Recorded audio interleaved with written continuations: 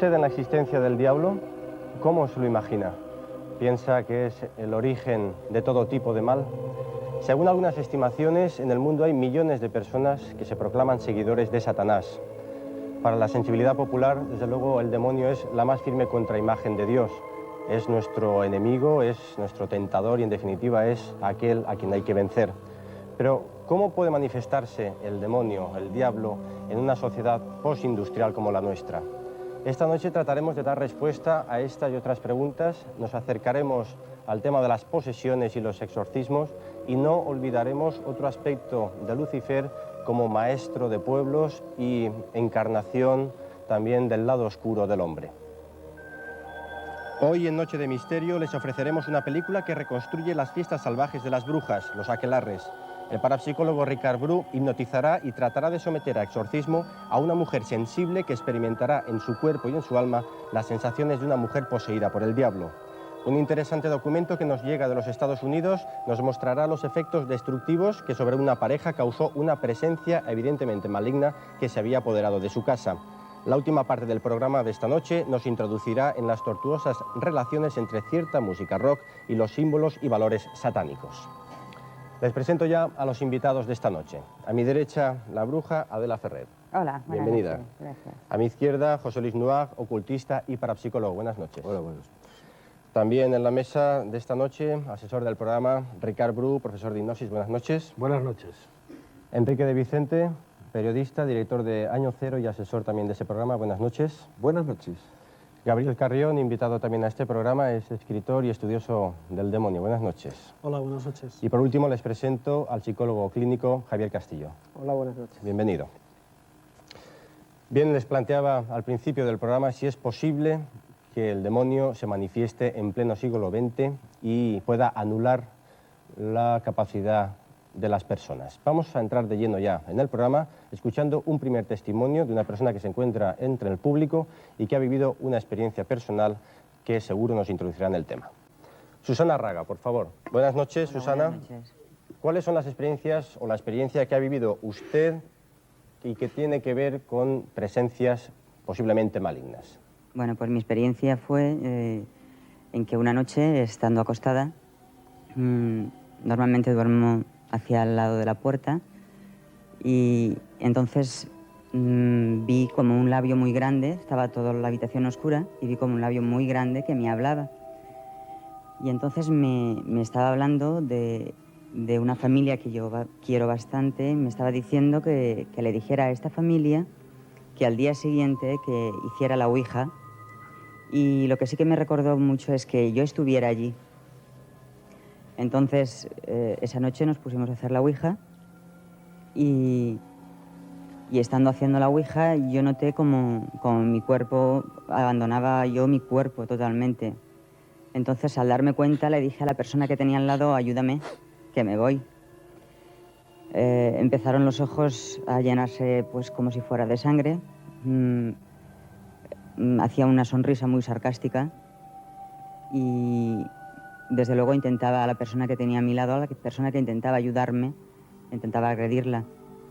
Entonces llamaron a una amiga para decirle a ver qué podían hacer y les dijo más o menos lo que podían hacer. Bueno, al final salió Susana y yo creía que toda esta pesadilla ya había pasado, pero no fue así. De esa salí, lo que pasa es que yo me notaba que tenía mucha más fuerza de la normal. Bueno, era totalmente diferente, me encontraba totalmente diferente. Y entonces, al ver que no era yo en muchas ocasiones, pues entonces decidí ir a un amigo parapsicólogo y me hizo entrar en trance y entonces se dio cuenta él de que llevaba a alguien porque yo no le dije nada a él. Se dio cuenta él mismo, porque hizo la misma sonrisa y no dejaba que saliera yo. Entonces, este amigo mío le hizo ver la luz y gracias a Dios y gracias a él ya soy yo, salió. ¿Cree usted entonces que un espíritu maligno... Sí, era un espíritu maligno. No era el diablo, ¿eh? ¿Le ha utilizado a usted para hacer daño a otras personas? Para aprovecharse. ¿Es la única experiencia que ha tenido? No, he tenido muchísimas. Lo que pasa es que creo que es la más adecuada para contar para la gente que practica la Ouija como juego, que no lo haga.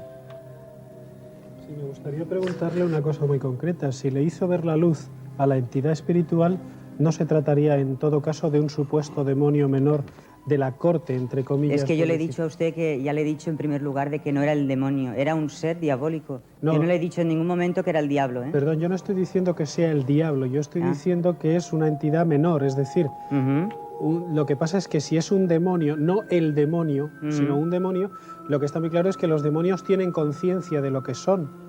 Los demonios tienen conciencia de lo que son porque siguen libremente a alguien. Entonces, si le hicieron ver la luz, teóricamente eso entraría más dentro del campo del espiritismo o de la ayuda o caridad espiritual, etcétera, etcétera, pero no sería en sí una entidad negativa, sino un espíritu que teóricamente no sabría dónde estaba ni qué le estaba ocurriendo. Hombre, desde el momento que ese ser intentó agredir a otra persona y bostezaba, bueno, hacía unas sonrisas y cuanto más mal le hacía a la otra persona, más se reía él, creo que no debe de ser ningún ser positivo, ni mucho menos. Totalmente oscuro, ¿eh? Susana, muchas gracias por su testimonio. Bien, la opinión de los invitados será importante a lo largo del programa, pero vuelvo a recuperar la primera pregunta que yo hacía cuando iniciábamos esta noche de misterio. ¿Es posible que el demonio se manifieste en pleno siglo XX en una sociedad tan postindustrial como la que estamos? ¿Creen ustedes en el demonio? Bueno, por si acaso empiezo yo definiéndome en el tema. Yo no creo en el demonio como una entidad, como algo físico, ni en entidades demoníacas menores o mayores que pueden en un momento determinado estar condicionando o estar metiéndose dentro de la gente. Yo lo que sí que pienso es que hay determinadas manifestaciones que son consideradas como demoníacas, que en un principio de ello pues podemos hablar de ellas, y pienso que tienen un sentido psicológico importante. Pero vamos. Adela Ferrer es bruja y siempre han dicho que las brujas creían en el diablo y adoraban a Satanás. Yo como creer sí que creo y además porque he tenido experiencias así muy impresionantes que no vienen al caso, pero creo profundamente que existe el demonio. No me considero adoradora de Satanás, aunque también sé que tengo mis propios demonios interiores y ahí voy llevándolo como puedo. Y al respecto de lo que ha dicho esta señora Susana, yo es que me imagino que tiene pues como una capacidad especial para los contactos con el más allá, como si tuviera un canal que la comunica con alguna otra parte y que por ahí se puede colar muchas cosas y muchos tipos de energías. De todas maneras, atribuir al demonio, concretamente a Satanás, a Belcebú o a cualquiera de la corte infernal, otras cosas que pueden ser pues puras manifestaciones parapsicológicas que las puede producir la mente o que las pueden producir otros seres de la naturaleza, o es un poco fuerte, de modo que mucha gente que piensa que algo se debe a que el demonio ha entrado, ojo, sin dudar del demonio. Los investigadores en el tema. Enrique de Vicente, Ricard Bru. Bueno, yo pienso que lo primero que habría que hacer para hablar así de los aliados de Satán, de repente saltar a hablar del demonio, de las posesiones, es aclarar que hay conceptos demasiado distintos que se mezclan en todo esto. Que una cosa es Satán, que es, en traducción del hebreo, el adversario, el opuesto, no a Dios, sino a Yahvé o Jehová, que es el Dios que aparece en la Biblia. Es decir, es un Dios castigador, cruel con el pueblo elegido, que pide sangre, que pide sacrificios de sangre, etc. No lo digo yo, lo han dicho millones de personas a lo largo de la historia, millones de cristianos. Todas las corrientes dualistas, la mayoría de la gente considerada herética por la Iglesia, han dicho que ese Dios, Jehová o Yahvé, era el príncipe de este mundo, el creador de este mundo, que no era el Dios con mayúscula, sino, ¿cómo se puede entender?, que lance a sus hijos, a sus criaturas, a un valle donde todo es sufrimiento, muerte, enfermedad. Y surge otro concepto que es Lucifer, que recordémoslo como surge en la Biblia, es un arcángel, un ser que tiene mucho poder sobre parte del universo, parte de la creación, y que se rebela contra esa divinidad o ese jefe que tienen. Decía que lo pusiéramos en términos un poco modernos, porque es algo así como si Lucifer creara una escena similar a la Guerra de las Galaxias. Es decir, un ser universal establece una rebelión en una parte del universo. Dicen, no, nos rebelamos contra el que nos ha ordenado. Estoy dando una idea global de muchas tradiciones que sabéis que existen, de que un individuo o varios se rebelaron y trajeron la rebelión a este planeta. Bien, Enrique de Vicente nos ha hecho una aclaración académica sobre los términos Lucifer, Diablo, Satanás. Antes comentaba Adela Ferrer que ella, en su condición de bruja, no adora a Satanás, pero desde siempre la creencia popular ha sido que brujas y brujos eran los más fervientes adoradores de Satanás. ¿Qué pasaba en los aquelarres? Vamos a ver una película que nos aclarará bastantes conceptos. En el año 1619, España sufría las consecuencias del desastroso reinado de un monarca abúlico y exageradamente religioso, Felipe III. El país estaba empobrecido por las guerras, por una inexistente política económica que entregaba al extranjero todo el oro que procedía de las minas americanas y por la corrupción de los hombres de confianza del rey. La despoblación del país era un fenómeno lamentable y obedecía a tres causas: las terribles epidemias de peste que asolaron campos y ciudades en 1600, la emigración de personas jóvenes a América en busca de riqueza y la ruinosa expulsión de los moriscos, que habían sido los artífices de las huertas de Valencia y Murcia. En esta época de hambre y violencia social, en España, al igual que en el resto de Europa, se intensifica la caza de brujas. El populacho y el clero achacan a las brujas muertes rituales de niños, maleficios a ganado y cosechas, enfermedades terribles y conjuros que anulan la virilidad. Los poderes locales actúan con mayor crueldad que la mismísima Inquisición, hasta el punto que el duque de Alcalá, virrey del Principado de Cataluña, cursa instrucciones para que se perdone el primer pecado de brujería y se castigue solo la reincidencia, para evitar tanta mortandad. No obstante, en solo 2 años, más de 300 acusados de brujería mueren ahorcados.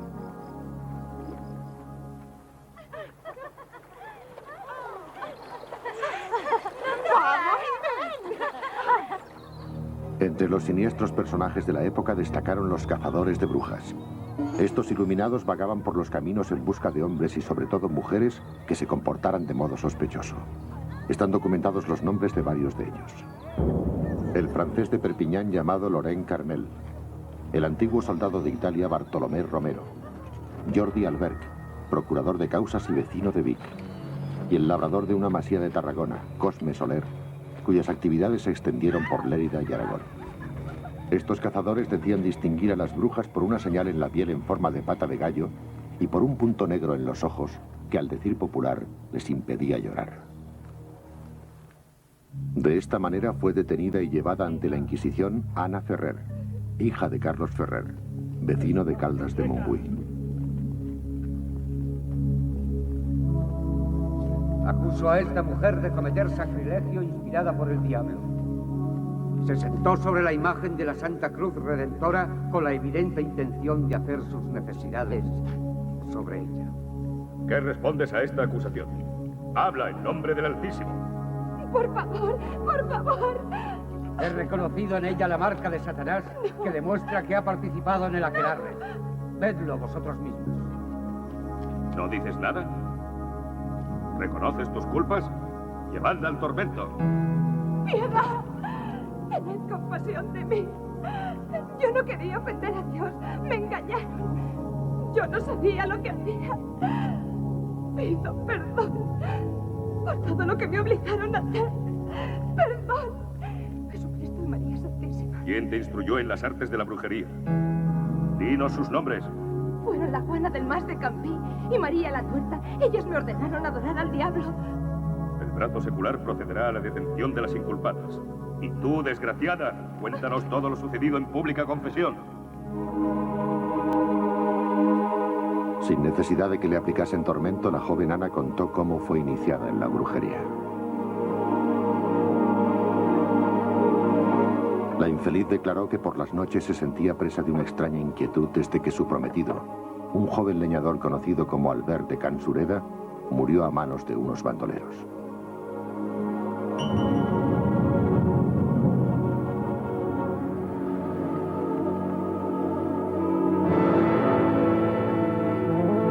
Poco después del trágico suceso, Ana fue captada por las dos mujeres y accedió a su invitación de participar en un aquelarre.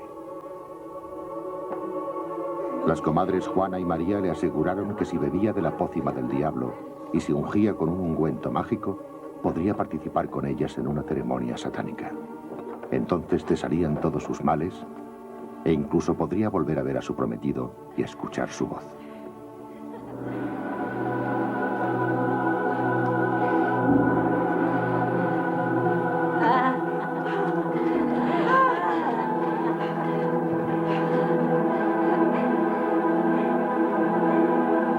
La muchacha cayó bajo los efectos narcotizantes de la pócima que le dieron a beber, hecha a base de arsénico, unto de amapola y aceite de serpiente. Y a continuación se durmió.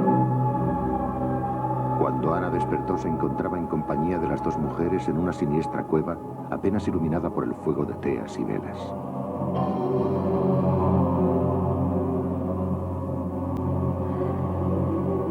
Juana y María realizaban todo tipo de sortilegios y habían bebido también de la pócima, alcanzando un estado de alucinación y ebriedad propicio para la celebración del aquelarre.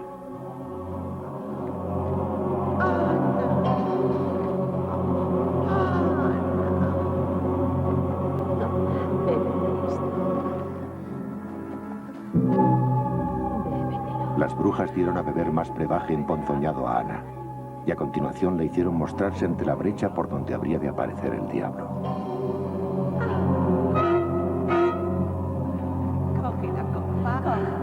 Las mujeres empezaron la invocación del maligno bajo el nombre de Belcebú, nombre divulgado y reconocido como el del demonio de los aquelarres. ¡Belcebú! ¡Belcebú! ¡Acude al encuentro de Ana! Los conjuros dieron su fruto, y Ana se vio postrada ante la satánica figura.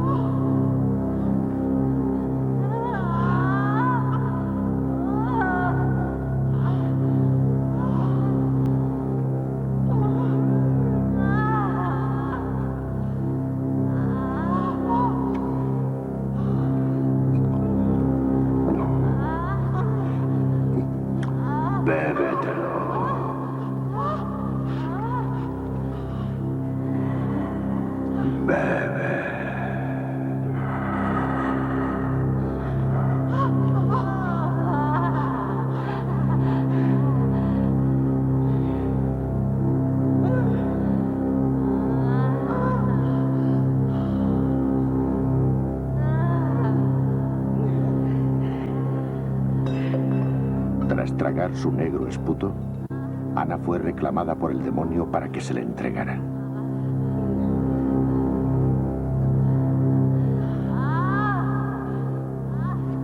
Ana se libró en cuerpo y alma al diablo. El aquelarre se había consumado. ¡Quietas, brujas!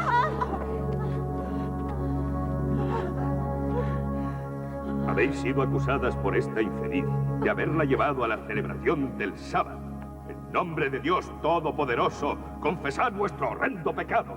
¡Hijo de una puta enculada por Belcebú! ¡Morirás vomitando tu propia mierda! ¡Señor de las tinieblas, ampáranos! Esta es la cruz de Cristo, Salvador del mundo. ¡Leviatán! ¡Burcas! ¡Cobal! ¡Leviatán! Aplicadles el tormento para que sus cuerpos y sus almas se purifiquen.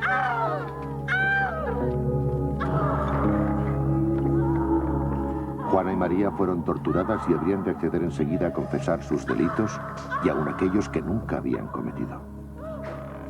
A pesar de todo, el tormento se prolongó hasta la práctica extenuación de las mujeres.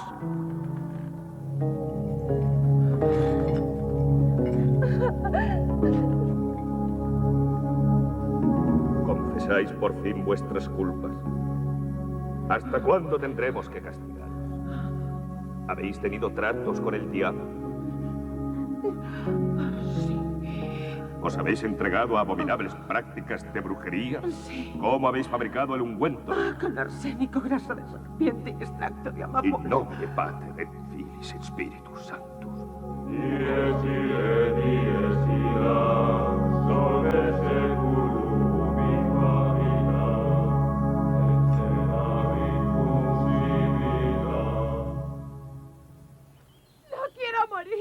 Para los convictos del pecado de brujería, el final solía ser la hoguera o la horca. Muchos hombres y mujeres, jóvenes o viejos, todos ellos pobres, y la mayoría ignorantes, murieron de este modo en aquellos tiempos. ¡Arrepiéntete! ¡No quiero morir! ¡Arre! Nomine Patri, Filii et Spiritus Sanctus. El caso de Ana Ferrer, ubicado en la Cataluña del siglo XVII, es tan solo un ejemplo ilustrativo, en modo alguno aislado, ni demasiado remoto en el tiempo. Hasta hace poco, en muchos pueblos pequeños se seguía hablando de brujas, de maleficios y tormentos, de fechas señaladas y de aquelarres con el diablo. Por ello continúan vigentes estas preguntas. ¿Con qué oscuros propósitos se alimentaba el odio popular?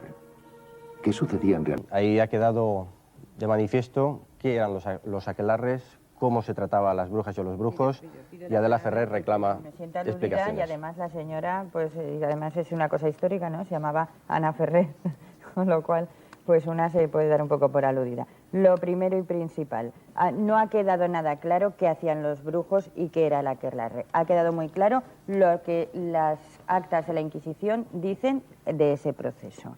Y lo que en la mente paranoica de los investigadores estos, de los inquisidores, era la brujería entonces. Yo no niego que en ese momento, y justamente porque no se sabe qué vino primero, si la represión condujo a la rebeldía de adorar el diablo o si el adorar al diablo condujo a la represión inquisitorial, no dudo que en esa época hubiera ciertamente, como hay ahora, adoración del demonio. Pero la gran mayoría, la gran parte de las brujas como tal, no eran sino la curandera del pueblo, la que unas mujeres a otras se ayudaban, la que se ayudaban en los partos, indudablemente se les morían niños como se les mueren hoy a los médicos, bueno, un poco más porque había menos higiene y que había que echar la culpa a quién, a la partera, a la mujer de medicina del pueblo. Y es muy natural que unas mujeres ayuden a otras cuando una pierde a su novio o no tiene marido, pues se va a hablar con la señora que tiene al lado. Fíjate qué triste estoy, no tengo marido, no te preocupes cariño, que yo te preparo una pócima que te va a ir de maravilla, se te va a olvidar y vas a disfrutar muchísimo.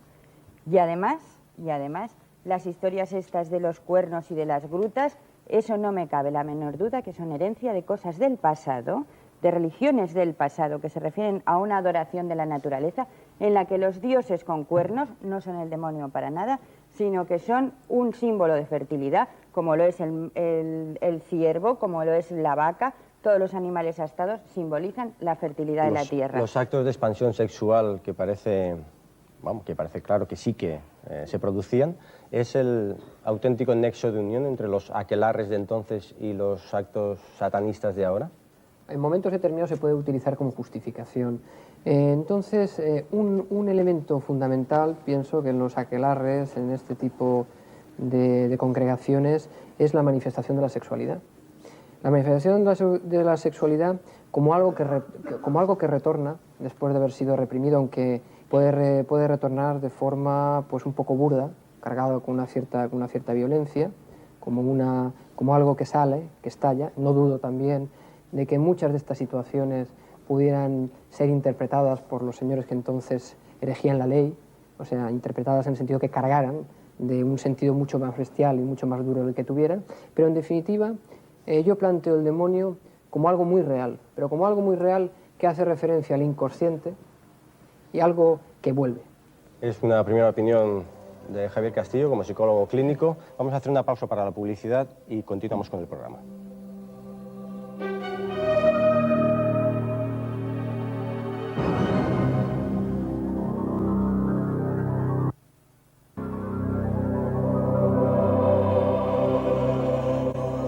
Continuamos en Noche de Misterio. Antes de la pausa se planteaba en la mesa qué queda de aquellos aquelarres y qué herencias han recogido los actuales ritos satánicos. ¿Qué opina José Luis Nuag del tema? Bien, la expresión sexual es de lo más antiguo que hay como manifestación en la tradición mágica. Después se tergiversa muchísimo cuando se fundamenta la filosofía cristiana, que su enclave es judaico, pero no entiende nada de lo que es el ritual, de lo que son una serie de valores que aplica en la tradición mágica. Es decir, que ellos fomentaron como arquetipo a Satán, utilizando los textos, para poder crear un polo positivo y negativo. Es decir, lo positivo Dios, lo malo Satán. Yo creo que hay que darse cuenta de que el cristianismo está en un momento en el cual se está posicionando socialmente.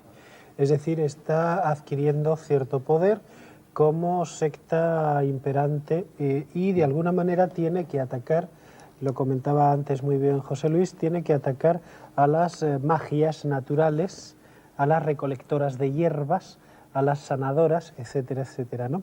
Y por otra parte, indudablemente ataca por aquello que ellos mismos de alguna manera han vedado en su propio ciclo evolutivo, que es el sexo. Y bueno, ellos igualan sexo, promiscuidad, tinieblas, miedo y empiezan por ahí. Hay una frase que me gustaría dejar en el aire que entronca el satanismo aquel, de alguna manera, del cual se acusaba a las brujas, y el satanismo moderno. Yo creo que es una frase que los une perfectamente, que es dicha por Anton Szandor LaVey, quizá el primer sacerdote satánico que legaliza una secta folclórica, si queremos, en el año 60 y algo, en San Francisco, en California, pero la única legal en la época de los 60, que decía: Satanás ha sido y será siempre el mejor aliado de la Iglesia, porque a lo largo de los siglos le ha ayudado a mantener su negocio. Y yo creo que esa es una realidad. Pero por lo que usted dice, entonces, Satán, el diablo, el demonio, las manifestaciones del mal que estamos intentando, interpretar de una manera lógica, solamente afectan a quienes estamos tocados, digamos, por la religión católica. En absoluto, no. En absoluto. Retomando las brujas, el tema de las brujas a las que se considera las aliadas de Satán y a las que normalmente nosotros, es una postura muy cómoda, consideramos un invento de la Iglesia, no es cierto eso. Hay antecedentes concretos de las brujas que no se las veía como unas mujeres en absoluto benéficas, sino eran realmente demonizadas. Por ejemplo, las seguidoras de Hécate entre los griegos, o las Estrege de los pueblos germanos de Centroeuropa. Se las atribuían los mismos pecados y los mismos males que a las brujas. Eran unas mujeres malignas que formaban cofradías, que se dedicaban al canibalismo, se dedicaban a matar niños, hacían reuniones extrañas y se las relacionaba con el sexo. Cada cual tiene su creencia sobre la posible existencia o no del diablo, pero lo que sí que es cierto es que la Iglesia Católica se ha ocupado desde siempre en abordar el tema de las posesiones diabólicas. Les propongo que acabamos de ver. Bueno, que una persona no ya inducida bajo hipnosis, sino que una persona de repente se ponga a gritar porque le acercan agua bendita o porque se le acercan una cruz o una cosa de estas, no es suficiente motivo como para considerar a una persona endemoniada o poseída por el diablo. Por lo visto hay una serie de condiciones sine qua non sin las cuales un exorcista, y además un exorcista de la Iglesia Católica con el ritual romano y todo, es que es lo que verdaderamente funciona en estos casos especialísimos que son uno entre millones de los que la gente piensa que son, y entre otras cosas pues son cosas tan alucinantes e increíbles como que el poseso, lo primero, no tiene por qué ni ser católico ni tener nada que ver ni haber oído nunca hablar de la Iglesia Católica. Según, bueno, a lo mejor sí, puede ser también un católico. Por ejemplo, hablar en lenguas desconocidas para él, incluso en griego antiguo, por ejemplo, también. Pero para la religión sí, pero no para la parapsicología. La parapsicología... ¿La parapsicología considera endemoniados a los endemoniados? Posesión. ¿Posesión diabólica? Ahí voy. Diabólico no es más que una connotación. Yo es que voy ahí. Por el tipo de características de la propia posesión. Yo estuve hace apenas dos meses, no llega mes y medio, con un supuesto poseso en un pueblo... en Valdepeñas concretamente, ¿no? Estuvimos viviendo una experiencia realmente curiosa y extraña. Resulta que nos llama una señora diciendo que tiene a un hijo que está poseído y nos vamos allí. Yo lo único que os puedo decir es que en un momento determinado de nuestra estancia en una casa que cuando llegábamos tenía esas extrañas energías, vamos a ponerla entre comillas, extrañas energías, nos encontramos con una familia deshecha y un señor, un chico de unos 29 años que se llamaba Ovidio, y en un momento determinado nosotros nos vamos a comer y volvemos a las 5 de la tarde. Os puedo decir que la puerta de entrada a la casa se nos cerró en las narices. Detrás de la puerta no había nadie, porque las puertas dan a un pasillo y las dos hojas de las puertas daban a una pared, con lo cual no había nadie. Oímos cómo se movían los armarios, cómo se movían las sillas, cómo explotaban los vasos, golpes. Todo esto ocurrió en apenas 2 minutos. Cuando conseguimos abrir, nos encontramos 3 habitaciones con los muebles patas arriba, vasos por el suelo, floreros. Y cuando entramos a la cocina nos encontramos a este muchacho con toda la cara sangrando, llena de sangre y total y absolutamente extenuado. En 2 minutos una persona, dudo mucho que pueda llegar a hacer lo que hizo este. Decían que estaba poseído por entidades espirituales. Había estado hacía 2 meses siendo tratado en un psiquiátrico cuando le empezaron a ocurrir las primeras experiencias y no había ningún tipo de documento ni de testimonio que dijese que ese chaval estaba mal. Es más, había el testimonio de un policía municipal que se quedó acojonado una noche que fue cuando le ocurrieron los hechos y vio cómo se movían los muebles. Las experiencias personales son interesantes. Luego Javier Castillo, en su calidad de psicólogo clínico, tendrá oportunidad de puntualizar lo que contaba el señor Carrión y otros casos. Decía que las experiencias personales son interesantes para tener elementos de juicio que nos ayuden a encontrar respuestas al tema que nos estamos planteando hoy, la posibilidad de que exista el diablo y que se manifieste en nuestra sociedad. Reclamo ahora su atención para escuchar otro testimonio de una persona que se encuentra entre el público. Se trata de Luisa Linares, a quien pido ya por favor que se acerque al atril. Muy buenas noches, Luisa. Quisiera que explicara a los espectadores y a las personas que están aquí en el plató qué tipo de experiencias ha tenido usted y que entroncan con el tema que estamos tratando esta noche. No sé por qué ni cómo. Yo empecé a notar que actuaba de manera diferente, que hacía cosas que yo no quería hacer. Entonces, bueno, empecé a sentirme mal, empecé a adelgazar, a dejar de comer, empecé a alejarme de lo que es mi gente, mi familia, mi marido, mi hija, mis padres, hermanos, amigos, todo. Estaba sumida en mí misma, nada más. Estaba como una zombie, actuaba por impulso, por inercia y mal, estaba francamente mal, muy mal. ¿Y cree usted que se le manifestaba o que estaba poseída por el diablo, por algún espíritu maligno, por esa situación de malestar? Yo, la verdad le digo que ni lo sé ni me he interesado por saberlo. Lo que sí estoy segura de que no era bueno, porque me hacía daño a mí y a los que estaban conmigo. El qué, lo sabrán ustedes, que son los profesionales. Yo no los quiero saber. ¿Se sometió a algún tipo de exorcismo o algún ritual para tratar de aliviar esa sensación de malestar que tenía? ¿Podría contarnos cómo fue? Pues yo estaba muy mal, muy mal, muy mal. Yo ya había estado, vamos, me puse yo misma, fui a médico, fui a psicólogo, porque yo decía estoy loca o algo me pasa, pero no estaba loca ni me pasaba absolutamente nada. Entonces una noche estaba muy mal, ya estaba en las últimas. Esa noche me llevé toda la noche pasillo para arriba y para abajo y pidiéndole a Dios que me ayudase porque no podía. Aquella mañana me arreglé a mi niña y salí de mi casa. Simplemente no sabía dónde ni a qué. Yo lo único que sabía que no podía seguir y le pedí a Dios que me ayudara. Al pasar por la plaza me crucé con 2 señoras y sentí que alguien me dijo, háblale. Pero me daba corte, era un corte de irte a una persona que tú no conoces de nada y decirle, oye, estoy aquí, ¿qué pasa? ¿Me puedes ayudar? No lo hice. Seguí andando y a unos 200 metros me volví a encontrar ya con una nada más. Y volví a sentir la necesidad de hablarle a esta persona. Lo hice y le dije que si conocía, yo no sé por qué, porque será quizás porque tengo un tío que es evangelista y a mí se me ocurrió en ese momento decir, ¿conoces a alguien que sea evangelista, algo, un grupo de personas que...? Y esta señora me dijo, sí, vente conmigo. Me fui con ella, llegamos a un portal, me dijo, mira, en el primero B vive una chavala que se llama Isabel. Yo no sé si te puede ayudar, pero puedes intentarlo. Lo hice y esta chavala me contestó, sí, sube, te estaba esperando. Pero bueno, ¿cómo es esto? Al subir, yo lo primero fue decirle, bueno, ¿y cómo es que me estabas esperando? ¿Por qué? Y nada, me dijo que se levantaban a orar y que ella había orado, le había pedido al Señor que le dijera qué tenía que hacer y que le había dicho que tenía que esperar, que se quedara allí, que tenía que esperar a alguien. Le conté mi historia, por la tarde fui a un culto que ellos tenían y cuando ellos estaban rezando y orando y estas cosas, decían la palabra Jesucristo y yo me sentía mal, temblaba, no podía soportarlo.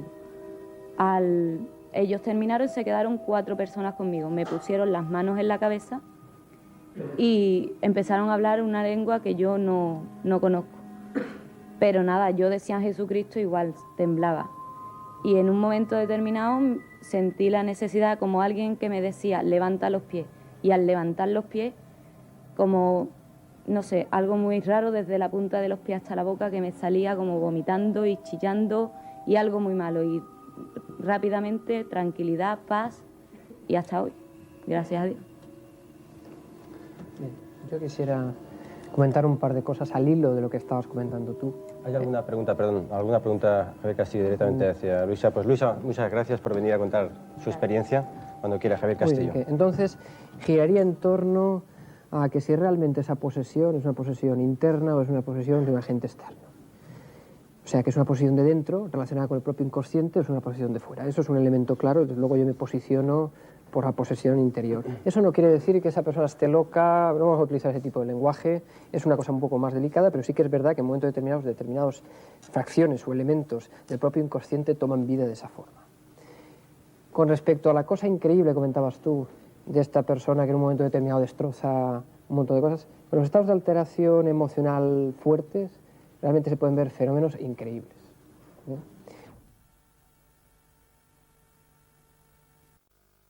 Que no es ni más ni menos que una terapia de sugestión, que a determinadas personas, lógicamente, las puede situar. Lo de curar, yo lo pondría siempre entre comillas, pero en un principio hay determinados síntomas que desaparecen. Y la terapia de catarsis, que es muy importante, y este último caso es muy ejemplarizador, en el sentido que acaba con un vómito, sacando algo de dentro hacia afuera. Simbólicamente, yo pienso que es la concretización, la cristalización de esta situación donde se expulsa algo. Y evidentemente, eso puede llevar a que haya una desaparición de síntomas o que haya una calma en ese proceso de deterioro. Javier, es que, con el debido respeto que me mereces, por supuesto, me da la impresión de que la psicología en esta mesa sentencia, y lógicamente la parapsicología pues tiene algo que decir. Es decir, sin olvidarnos de que la psicología puede tener sus razones, las razones de la parapsicología... Las tiene. Sí, pero, perdona, la psicología todavía no me ha explicado a mí demasiadas cosas que desconozco que sí me ha explicado la parapsicología. Es decir, la psicología puede darme muy buena información en psicopatología, pero cuando nos encontramos en fenómenos como la posesión, aparte de hablar de las causas internas, no me da ninguna explicación de las externas. A ver, ¿de qué externas me hablas? Bueno, vamos a ir enunciando.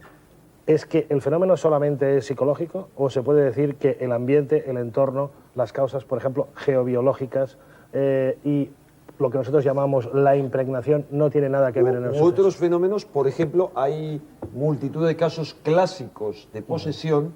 Tú tienes ahí, por cierto, un tratado con un caso del siglo pasado francés con unos niños. Es un caso típico, considerado por Monseñor Corrado Balducci, asesor del actual Papa Juan Pablo II en estos temas, que él lo describe como uno de los mejores casos de posesión diabólica. Bueno, sería lo que hoy llamaríamos un caso de poltergeist estrepitoso, en el que se producían todo tipo de fenómenos observados por multitud de gente. En un caso de este tipo, podría deberse a esa proyección de... Claro, es que retomaría el discurso de Enrique porque si no, la psicología a nivel general sí que puede haber determinadas corrientes en psicología. Retomas el discurso de Enrique porque te interesa más. Hombre, porque pienso que es el adecuado. De todas formas, porque te interesa más. Yo creo que he reconocido la posibilidad de que existan fenómenos claramente paranormales. Además, no se ha dado ni cuenta y lo ha reconocido. Luego ya ha hecho el discurso académico, pero de entrada lo ha reconocido. ¿Por qué tienes que hablar de fenómenos paranormales en el momento que se porque no tienen reconociera explicación dentro de la psicología? Y la psicología lo único que dice cuando tiene que dar el paso es que vamos a hipotetizar. No, pero si hay un fenómeno claro y concreto. Y eso es hipotetizar. Que la parapsicología admite también el fenómeno del sistema emocional y el problema psicosomático que pueda generar el individuo. Eso lo admitimos. Es que yo quiero una pequeñísima cosa y acabo de hablar un poco para que no se corte. Luego hablo yo. Perfecto. Si me permite. Una pequeñita cosa. Yo no he dicho de forma indirecta. Desde hace mucho tiempo hay corrientes dentro de la psicología que de alguna manera hipotetizan, otras crean o establecen como tesis el hecho que no solamente la proyección psíquica sea algo mental, sino energético. Y por lo tanto eso se plasma en el exterior, pero esto no tiene que ver con movimiento de objetos, no tiene que ver con entidades, el movimiento de objetos existe.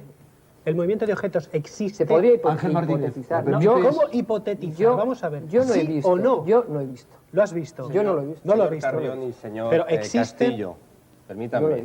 Les ruego que no traten de convencerse, sino de dar sus opiniones y sus experiencias personales para que los espectadores, si es que así lo desean, tengan los elementos de juicio necesarios para darse respuestas o buscar respuestas a las incógnitas que se plantean. Y si me permiten, continuamos avanzando con el programa. Seguro que muchos de ustedes en algún momento se habrán planteado al llegar a un sitio que esa casa les podía dar una serie de malas sensaciones o malas vibraciones. ¿Lo han identificado ustedes eso alguna vez como una presencia extraña o maligna? La respuesta a esta pregunta y a otras que se han planteado antes de mis palabras, después de una pausa.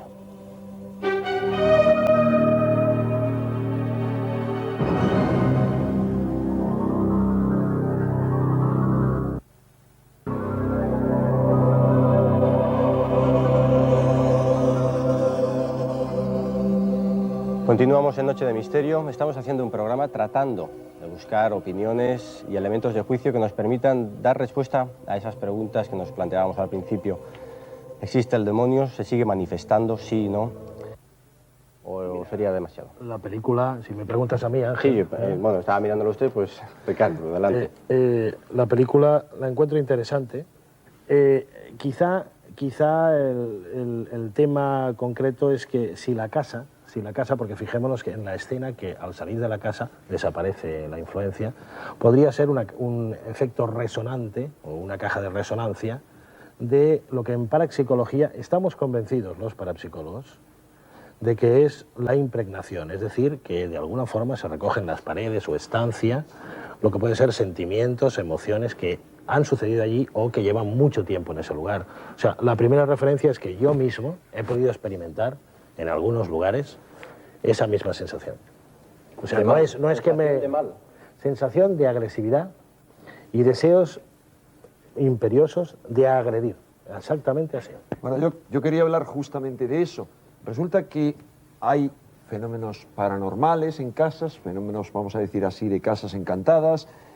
Hay otro tipo de fenómenos geobiológicos, que la gente se siente mal porque está en la vertical de una línea telúrica o de otro tipo de factores que no tienen que ver con fenómenos paranormales, pero hay otra serie de factores ante los que creo que hay que decir que ignoramos qué es lo que está ocurriendo ahí. Especulamos con que tal vez en algunas ocasiones, en algunos sitios, hay energías que aún no conocemos, y justamente me recordaba el color ese rojizo que se manifiesta en la película y que está en la investigación original de ese caso, que llevó a unos parapsicólogos, a un equipo de parapsicólogos, 16 meses tras los cuales no llegaron a ninguna conclusión. Me recordaba una fotografía obtenida justamente por un equipo de la Academia de Parapsicología Torá y del equipo Noche de Misterio cuando estuvieron en la Gran Pirámide y Ricard Bru dirigió allí una serie de experiencias. Resulta que se les ve que están meditando y se ve en torno a ellos, concretamente en torno a Ricard Bru y a otro investigador, una luz rojiza muy clara y muy concreta y muy definida, aparte de todo lo otro. Y tú me contaste, Ricard, que hay y no teníais ni idea qué significaba esa luz y aún no lo habéis revelado, No, ¿qué es que no la sensación veíamos. teníais? No la veíamos. ¿Qué sensación teníais? Ya, pero De agresividad. Esa foto tendría que estudiarse también, ¿no? No, Podemos no, por atribuirlo- supuesto. Por supuesto, no hemos hecho un estudio sobre la foto. Sí se ha hecho, sí. Ah, bueno, yo no lo conocía. Sí. Pero lo interesante es que yo les fui preguntando, tanto O sea, a él la foto no está trucada. La luz roja no era nuestra. ¿Pero qué Toda sentíais ahí? agresividad. O sea, agresividad. Me llegó a reconocer una de las personas de la expedición, un parapsicólogo que formaba parte de la expedición, que sentía incluso ganas de pegar a los demás. Es cierto. ¿Por qué digo esto? No solo porque conecta directamente con la película, con ese tipo de luz que aparece ahí en la fotografía, sino con algunos otros casos. Yo tengo la anécdota... De todas maneras, y dejando así un poquito la pirámide aparte... No, hablo de casas, iba a hablar de alguna casa concreta. Yo tengo claro, por ejemplo, la única vez que en muchísimos años de correrías por casi toda Europa sentí algo extraño en un sitio, ¿no? Fue concretamente en lo que yo denomino la aldea maldita de Marmellar, en el Baix Penedès, y la realidad es que fuimos a hacer un reportaje a un pueblo abandonado y recuerdo que al parecer en la iglesia del pueblo habían sacrificado a una mujer, la habían descuartizado, la habían rociado con gasolina y la habían quemado para destruir su identidad y luego la habían enterrado en el suelo de la iglesia. Pues bien, cuando nosotros llegamos allí, yo recuerdo que empecé a notar unas sensaciones muy extrañas. Yo soy una persona que no se deja influenciar fácilmente, ya son bastantes años de experiencia dentro de este tipo de temas y sobre todo dentro de historias tenebrosas, y he de reconocer que me puse realmente histérico. Me entró un pánico tremendo y es la primera vez que he tenido esa sensación de miedo. Fue salir del entorno y volví a estar bien. Esa sensación... Entraba, volví a tenerlas y bueno, y la verdad es que os he de decir que bueno, yo he sido educado en algunas técnicas para no caer en este juego extraño de supuestas energías. Gabriel, esa sensación de pánico, esa sensación de miedo es la que describe todo el mundo cuando habla del diablo. El pánico más horroroso. Yo quiero manifestar que no creo en la existencia del diablo, me considero un racionalista y, por supuesto, tengo muy claro que hay que poner absolutamente todos los fenómenos paranormales entre comillas. A mí me gustaría añadir sobre lo que tú has comentado, Ricardo, la impregnación. Bien, bien cierto es, y lo hemos comprobado ahí, siempre tenemos casos ahí para poder comprobar lo que el ser humano es capaz de emanar y de absorber a nivel energético. Y es sencillo, se puede sencillamente comprobar cuando vamos a un hospital, una clínica, un lugar donde hay una carga depresiva concreta. Esto genera un consciente colectivo que se capta, es decir, no estás muy bien. De la misma manera, el ejemplo positivo, vas a una sala de fiesta, captas la alegría, porque el consciente colectivo está despejando mentalmente todo su campo energético hacia una alegría, o dejando problemas, pero el egregor es alegre. Aquí es donde podemos captar un poco esas sensaciones que recibimos sin llegar a plantearnos, bueno, si tiene color o no. El color puede ser también inducido por que en ese momento la persona que vea, porque no siempre todos ven la manifestación. Hay alguien en concreto que aprecia algo. Pero es que el color rojo es un color de agresividad, sí. Y era lo que experimentaban en esta película y lo que experimentabais vosotros. Hay un caso... Y un color, perdón, de actividad. En cromoterapia se usa como actividad para energetizar más. ¿Puede el mal ocupar una casa, el mal entendido como elemento perturbador de todo aquello que vaya impregnando?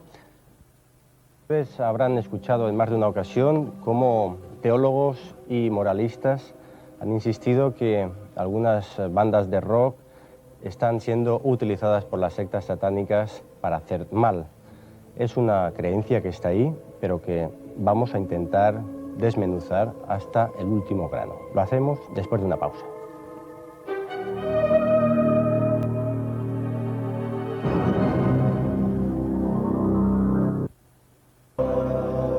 Iniciamos la última parte del programa. Les comentaba antes que seguro muchos de ustedes habrán escuchado o habrán podido leer las denuncias que teólogos y moralistas han hecho sobre la posible instrumentalización en favor de Satanás de algunas bandas de rock o de heavy metal.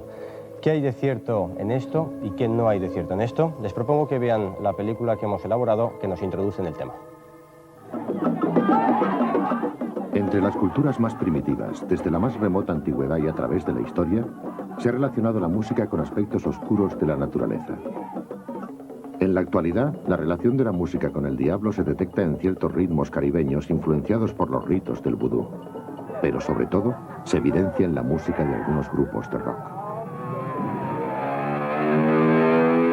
Desde mediados de este siglo, la música rock ha irrumpido en el mundo occidental, generando a nivel primario e inconsciente una cultura propia.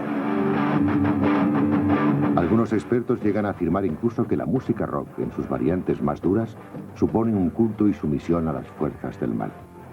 La generalización es inaceptable, pero resulta innegable que las letras, imágenes y gestualidad de ciertos grupos contienen muestras manifiestas de simbología satánica. ¿Estamos ante un fenómeno puramente esteticista?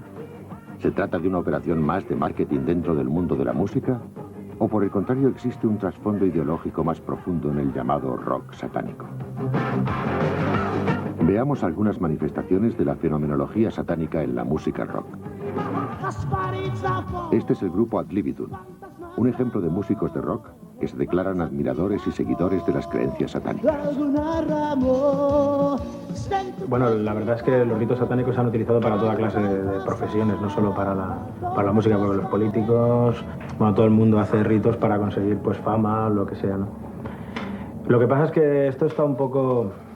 hay matices, ¿no? Porque, por ejemplo, hay gente que es muy bestia, que hace pues sacrificios en los escenarios, que, no sé, saquean cementerios y todo el rollo, ¿no? Entonces nosotros vamos por otro camino, ¿no? Que sí, es pactar con el diablo nosotros mismos, ¿no? También hay diferentes tipos de satanismo, ¿no? Está el satanismo, como comentaba Josep, que bueno, pues encargan de hacer cosas de estas, ¿no? Y luego hay otro tipo de satanismo que es sacar tu propio demonio dentro de ti, ¿no? Un poder mental, ¿no? Que bueno, pues una serie de símbolos, como puede ser una cruz al revés, o un 6, un pez al revés, el ojo de Dios al revés, pues se utilizan para hacer este tipo de cosas, este tipo de ritos, ¿no? Este es el grupo Led Zeppelin, cuya canción Escalera hacia el cielo parece la ingenua historia de una niña que desea ascender al paraíso. Pero si se reproduce en sentido inverso, su contenido resulta muy distinto. En este caso su texto dice: quiero ir al reino del infierno, al oeste de la tierra plana. Canto porque vibro con Satán. Todo el poder es de mi Satán. Él nos dará 3 veces 6. Tenéis que vivir todos para Satán. Jimmy Page, guitarrista de Led Zeppelin, adquirió la mansión escocesa que había pertenecido al conocido satanista Aleister Crowley. Allí, en 1980, murió en extrañas circunstancias el batería del grupo, John Bonham.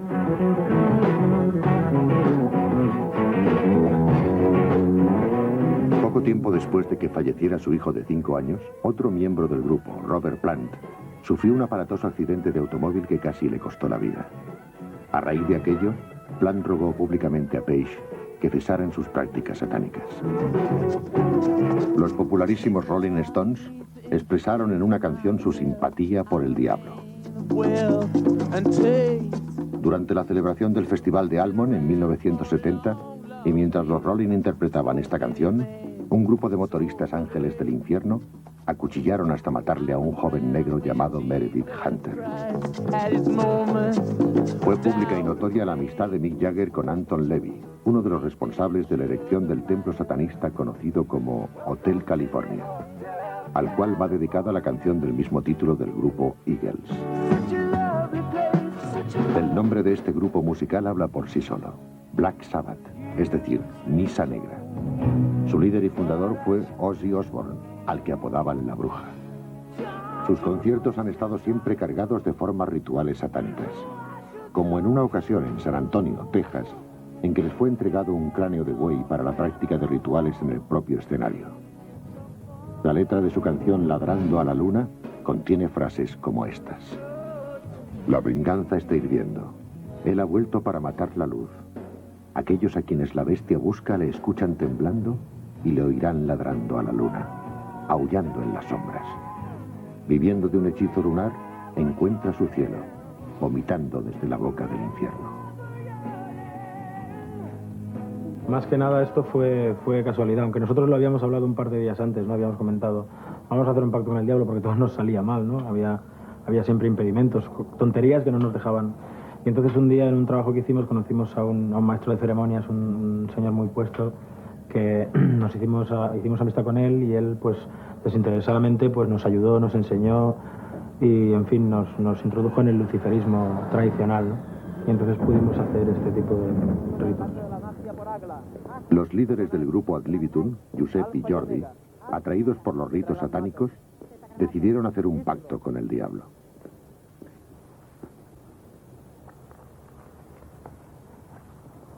Guiados por la mano de dos expertos en tales conjuros, los dos músicos pasaron los diversos círculos de iniciación hasta llegar al momento álgido en que se invocó al diablo. Por los divinos nombres de Agla, Adonai, Isros, en las llamas y ellas Las peticiones de los músicos constaban escritas en dos pergaminos que fueron entregados al último círculo. Los iniciados formularon su deseo de compromiso con el diablo y posteriormente los pergaminos fueron quemados. El pacto quedaba sellado. Las siglas de algunos grupos, como KISS, contienen referencias satánicas. KISS no responde a la traducción de la palabra beso, sino a las siglas de Kings in Satanic Service, Reyes al Servicio Satánico. Las siglas del grupo AC/DC tampoco significan corriente alterna, corriente continua en inglés, sino Antichrist, Death Christ, Anticristo, muerte a Cristo. La canción de este último grupo, titulada Campanas del Infierno, contiene frases como: tengo mis campanas y te llevaré al infierno. Te poseeré, Satanás, te poseeré.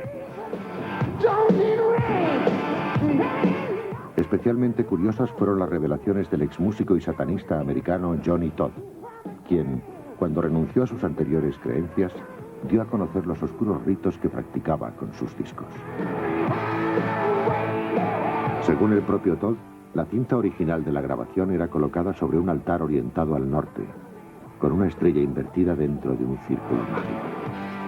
Personas especialmente escogidas invocaban con sus conjuros a Rija, príncipe de los demonios, a fin de que introdujese su espíritu en cada disco y así su contenido adquiriese un diabólico poder de seducción para aquel que lo escuchase.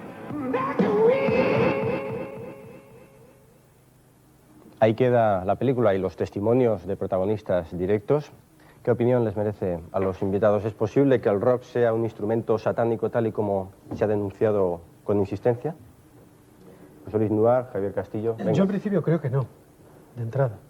Es decir, yo tengo muy claro que el rock como fenómeno social es utilizable y de hecho ha sido utilizado a lo largo de los últimos años para inducir a determinados colectivos de jóvenes a consumir la figura del diablo en diferentes acepciones. El hecho de que se diga que no quiere decir que no existan personajes que a lo largo de la historia de la música más reciente no se hayan vinculado a determinados grupos ocultistas. Está claro que en el propio reportaje se nos habla de algunos personajes, pero vamos, desde Mick Jagger de los Rolling Stones, que basó algunos de sus grandes éxitos en tradiciones esotéricas, sobre todo negras, pues el propio John Lennon, gente como por ejemplo Charles Manson, aquel famoso asesino de la familia Polanski, publicó... Muchos de estos ejemplos han salido ahora en la película. Claro, por eso digo, que publicó realmente lo que muy poca gente sabe de Charles Manson, por ejemplo, el asesino de la familia Polanski, es que publicó un LP y que realmente hacía música y que en un solo día llegó a vender más de 50.000 discos. Es posible, quería preguntarle también a Javier Castillo, ¿es posible hacer apología del satanismo a través de una canción que se tiene que escuchar al revés? Pues no es posible, porque entre otras cosas el mensaje subliminal realmente no queda grabado en la cabeza. Podemos utilizar el término inconsciente. Con lo cual eso tiene que ver más con un hecho puramente propagandístico que con un hecho real. Pero cuidado, pero hay rituales mágicos. No hay ninguna base psicológica que diga que un mensaje no queda grabado en la cabeza. No hay ninguna base psicológica en la cual se puede decir que un mensaje subliminal no queda grabado. Yo parto un poco de las experiencias que se han tenido con mensajes subliminales, en el sentido que habitualmente por los clásicos de la Coca-Cola, etcétera, etcétera, son mensajes muy claros que van hacia una comprensión clara, lo que pasa es que pasan desapercibidos, de ahí la importancia del mensaje subliminal. Yo lo subrayo. Pero no nos creamos que la mente es como una grabadora que enchufa, rebobina y luego pasa. Sí que graba, porque lo oye todo y lo registra absolutamente todo, y eso es hipnosis. Se graba. Se están posicionando ustedes sobre si es posible o no es posible el que con un mensaje subliminal más o menos intencionado, es decir, grabando una canción al revés, pueda afectar a la mente. ¿Está el psicólogo explicando su teoría? No, Enrique de Vicente, un segundo, por favor. De todas formas, no hay teoría, está dando su opinión que acabe de darla y luego quienes opinen contra ellos lo dicen. El tema está en que con respecto a los grupos de rock, yo pienso que, entre paréntesis, decir que yo soy un admirador de muchos grupos de rock, los Beatles, los Rolling Stones, realmente me gustan, si hubiera tenido la posibilidad de asistir a sus conciertos, hubiera asistido. Que en muchos de ellos se monta una cierta parafernalia que de alguna manera se basa mucho en un cierto componente reactivo de la gente, un componente contracultural que va en contra de un sistema y eso reabsorbido, y que hay mucha gente con componentes de un desequilibrio importante, que esto lo llega a marear, evidentemente, y nadie lo pone en duda. A decir que la música de rock, pues ha pretendido decir, es algo malo, es algo satánico, ¿no? Hay gente que incluso le puede ir muy bien para descargar una cierta adrenalina. Escuchemos ahora otra opinión, Adela Ferrer. Solamente una cosa con respecto a lo de las frases al revés que dice el psicólogo que no hacen efecto. Yo no sé si hacen efecto sobre las mentes humanas.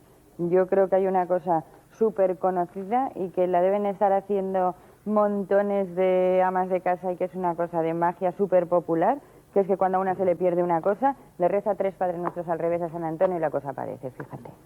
Me permito pasar de esas frases al revés al significado que podría haber más profundo tras esta conexión entre rock and roll y satanismo. Y me permito retomarlo desde un punto de vista. En el esoterismo más clásico se ha aceptado desde siempre, no solo que ha habido infinidad de músicos clásicos que eran iniciados en sociedades secretas, sino hoy en día hay una corriente cada vez más creciente, la musicosofía, que pretende que en la música clásica es una forma de influencia espiritual para la humanidad. Pero, ¿cuál es el resultado de la música clásica y de la música rock en animales o en plantas? Hemos hecho el experimento. La música clásica hace crecer a las plantas de forma notabilísima. La música rock, el rock duro concretamente, las destruye, aniquila su vida. Es un dato y cada uno que juzgue lo que quiera. A lo mejor es que el aparato de música... No, experimentos hechos en diferentes países, te digo, en Madrid se han hecho. Gracias por la aclaración, Enrique de Vicente. Desde luego pensaba hacer una broma, no, porque no dudaba de la credibilidad de su testimonio. Les invito a escuchar las experiencias y el testimonio de otra persona que se encuentra entre el público. Es Jordi Casas, a quien invito ya, por favor, a que se acerque al atril, para que nos cuente a todos, espectadores, invitados y público, qué tipo de experiencias ha tenido usted con el tema que nos ocupa, satanismo, luciferismo, la existencia del diablo. Buenas noches. Buenas noches. En primer lugar, quería decir que yo soy un defensor acérrimo de todos los temas que envuelven al satanismo y al luciferismo. Porque yo hace 10 años estaba, digamos, en un profundo desequilibrio mental debido a la duda que todo ser humano tiene, la búsqueda de la verdad, de la creación. Por unas causas que ahora no vienen al caso, yo conecté con este mundo del luciferismo, el satanismo, y tengo que decir la verdad. Estos temas me equilibraron, o sea, para el resto de mi vida. ¿Qué beneficios pretende obtener una persona que se encomienda a Satanás o a Lucifer? ¿Beneficios personales?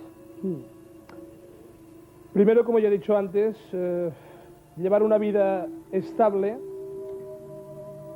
encontrar lo que todo el mundo busca, pero unos solo tienen curiosidad y otros quieren llegar hasta el final, o sea, el porqué de la creación. Yo creo que el mejor camino para llegar a entender lo que es la creación es la sabiduría que nos reporta Lucifer. Yo, quizá para aclarar un poco tu concepto, me gustaría preguntarte, Casas, si ¿crees que Lucifer, bajo más o menos lo que tú estudias y lo que tú crees, es espíritu o materia? Lucifer, como es lógico, es espíritu. La traducción textual de Lucifer en el idioma romano es luz ferre, el portador de la llama. Vino de otra dimensión hacia esta dimensión. ¿Y cómo afecta al hombre es de forma espiritual o material? No, de forma espiritual. El que afecta al hombre de forma material es Satán.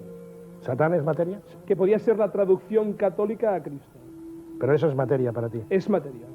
Satán son los instintos que desarrolla el ser humano. Yo me pregunto dónde está Dios aquí en el concepto luciferino. ¿Dónde tiene usted a Dios como concepto? ¿En qué compararíamos Dios? ¿En positivo o negativo en referencia a Lucifer? Dios es completamente negativo. Hay una lucha fraternal entre Lucifer y Dios. Por eso un mismo concepto para usted. Sí. Y se queda con el bien de Lucifer. El bien de Lucifer. Y lo Es que negativo de Lucifer Dios. es todo bien. Y Dios negativo. Dios es negativo porque reprime los instintos de los cuales está dotado el ser humano. Bueno, pero desde su punto de vista, ¿quién sería el creador del universo? ¿Creador del universo? Sí. Dios. ¿Y cuál sería el papel de Lucifer después de la obra de ese creador? Creador de la tierra. Pero, perdón, ¿dónde vivimos nosotros? En la tierra, o sea que sería un poco el concepto que antes habríamos dicho de que Lucifer es un rebelde ante Dios que viene aquí a la tierra. Exacto, ¿Y esa es la definición. ¿Y qué objetivo persigue al venir a la tierra? Persigue el objetivo de dotarnos de todas las libertades que Dios desde un buen principio nos quiso privar. Esas libertades incluyen el desprecio hacia otras personas, es decir, imponer y desarrollar el poder propio. No, eso es completamente falso. Yo creo que hay un error desde que ha empezado el programa, que siempre se relaciona el mal con Lucifer y Satán. Esto es mentira, esta es mi opinión. Esto es completamente mentira. O sea, la gente lleva ya años de desinformación. Y es lo único que quiero aclarar. No me negará, señor Casas, que esto no es un cliché de hace 25 años. Yo creo que cualquier ciudadano de a pie siempre ha identificado el mal, lo ha atribuido a Satanás, al diablo, a Lucifer. Yo le puedo dar un ejemplo. Si una persona comete un asesinato con otra y dice unas ciertas palabras en referencia a Satán, ya se incluye esa persona dentro del fanatismo satánico. O sea, esa persona ya se la está incluyendo dentro de las sectas satánicas, ya se está volviendo a la parafernalia que siempre estamos hablando. Si hay un asesinato normal y corriente, a esta persona se le califica de asesino vulgar y corriente. Basta para que diga una palabra que la gente relacione con este mundo, ya empieza otra vez toda la parafernalia a ponerse en marcha. Jordi Casas, muchas gracias por haber venido al programa a contarnos sus experiencias. Bien, gracias a ustedes. Necesariamente hemos de ir concluyendo, pero antes sí que me gustaría que los invitados de la mesa utilizaran un último turno de palabra para manifestar sus conclusiones. Gabriel Carrión. Bueno, en principio a mí me gustaría dejar muy claro que lo obvio de un fenómeno, es decir, por muy social que parezca, no quiere decir que no sea significativo y que muchas veces se nos están vendiendo verdaderas barbaridades y nosotros pensamos que no tiene absolutamente nada que ver con la realidad que se nos está vendiendo y eso puede ser peligroso. Me gustaría comentar como conclusión que yo creo que la Inquisición todavía no ha muerto y que se disfraza de suposiciones y de hipótesis y que no se sigue quemando en la hoguera, pero sí se sigue quemando desde determinados púlpitos. Y por otra parte me gustaría, porque aquí se ha hablado de fluidos energéticos, de energías positivas o negativas, que algún día algún físico me aclarase realmente si existe una energía positiva o una energía negativa. Yo tenía entendido que toda es una y depende de su utilización, puede ser o no puede ser de una de otras. Javier Castillo, sus conclusiones, por favor. Bien, en un principio para mí no existe el demonio como entidad. Para mí el demonio se configuraría como una realidad interna que tiene que ver con la vuelta de lo reprimido. De ahí la importancia de la integración de esa parte demoníaca en todos nosotros. Y luego que pienso que el intento de explicación de la psicología de muchos de estos fenómenos no excluye situaciones verdaderamente sorprendentes, en las cuales pues pienso que se ha de ser riguroso y humilde a la hora de plantear teorías y a la hora de construir modelos, sin que eso quiera decir que no se haya de estar totalmente abierto a lo que podamos ver, lo que podamos escuchar, lo que podamos tocar. Una nueva conclusión, Ricard Bru. Sí, yo quizá, no sé, de las muchas que se me ocurren, recuerdo a Charles Baudelaire en su obra Las flores del mal, una frase que siempre me dejó atónito, refiriéndose a Satán, que no hago alegoría. Dice, tú que inspiras al reo de muerte esa fría mirada que a todos condena a los pies del cadalso. Yo pienso que la frase, de alguna forma, nos hiela a todos, es decir, esa mirada acusativa, porque ¿quién es capaz de acusar al otro? Es un poco, para mí, definitorio. Enrique de Vicente. Para mí, dejando aparte, por toda la discusión a la que nos llevaría, conceptos como Satán, Lucifer, Jehová, creo que existen dos dimensiones, vamos a decirlo así, de lo diabólico. En un universo como el nuestro, que es un universo dialéctico, que necesita continuamente que se estén enfrentando dos tipos de fuerzas, luz y oscuridad, masculino, femenino, creo que ese enfrentamiento se da continuamente fuera y dentro del hombre. En nuestro mundo se está dando ahora, se ha dado siempre, hay una lucha y hay que tomar partido en esa lucha. Es decir, si se está a favor de la evolución, de la vida, del salto hacia adelante, o se está a favor de la conservación, de quedarse del poder establecido, de que nada evolucione y de que la gente siga sufriendo y muriéndose de hambre. Pero a nivel interno está la lucha más importante. Yo creo en el demonio y sé que el demonio, lo sabe, creo también la psicología profunda, está dentro de uno, de cada uno de nosotros. Es la parte oscura, la parte reprimida, la parte no aceptada de nosotros mismos. Algo no identificado, pero muy próximo al instinto, a lo inconsciente. Lo llama la psicología profunda la sombra. ¿Qué podemos hacer? ¿Rechazar eso, seguirlo reprimiendo o, por el contrario, aceptarlo, examinarlo, asumirlo e integrarlo? Si tomamos esta última opción, que es la lucha simbólica de San Miguel, vamos a decirlo así, uno mismo, el yo superior de uno mismo, con el dragón, pero esa lucha, tras esa lucha, no se llega a matar al dragón, sino al contrario, a integrarlo y aceptarlo, creo que la fuerza interior que podemos desarrollar es increíble en comparación con la que tenemos solamente con nuestra parte consciente. Adela Ferrer. Yo sí que creo en el diablo, ya lo he dicho desde el principio, en el demonio, y yo no sabía todas estas cosas tan extrañas que de la filosofía, porque soy muy burrita, soy de las brujas de esas antiguas de andar por casa, y mi teoría es completamente contraria a lo que dicen estos señores tan inteligentes, y es que para mí, vamos, no mi teoría, sino mi filosofía y una verdad para mí incuestionable, es que hay dos fuerzas, una del bien y otra del mal, y la que el bien siempre gana al mal, y que para mí el bien es la luz y el mal es la oscuridad, y identifico esa luz y esa oscuridad con Dios y el diablo, y sé que están dentro de mí y sé que están fuera porque lo he visto. Ahora, tampoco veo yo ahí una lucha así tremenda, ¿no? Yo pienso que cuando la luz, cuando se ilumina la velita, la tiniebla desaparece, y que eso es lo que hay que hacer desde dentro. Y para mí, como el demonio representa también todo lo que es dominio, poder, pero poder en cuanto a dominio, no atreverse a, no la osadía de la persona de ir cambiando, ese poder como dominio, esa esclavitud a la que nos somete, eso es el diablo y eso es contra lo que hay que luchar. José Luis Noa. Pienso que mientras el ser humano siga abrigando sus propios fantasmas, que son sus satanes, sus inseguridades, sus demonios, va a ser imposible que vea ese equilibrio, llámese Dios. Imposible de entenderse a sí mismo y por lo tanto seguir en un campo de agresividad con la excusa del satán o del demonio de turno. Pienso que ese es el problema grave que todos tenemos. Y ser osado con Dios, no temerle, si es que se cree en el ser tan osado como lo somos con un concepto como Satán o Lucifer. Pues si en algún momento ustedes se han planteado la existencia o no del demonio y si se puede seguir manifestando en esta sociedad en la que vivimos, aquí les hemos ofrecido opiniones, hipótesis, declaraciones, películas, todos los elementos que teníamos al alcance de nuestra mano para intentarles ayudar a obtener respuestas más o menos lógicas en este tema que la verdad es que es bastante complicado. Gracias a los invitados por haber venido, gracias también al público y a ustedes, ya saben, siempre tendrán la última palabra en este programa, aunque sea desde su casa, pero les espero la semana que viene en otra Noche de Misterio. Adiós.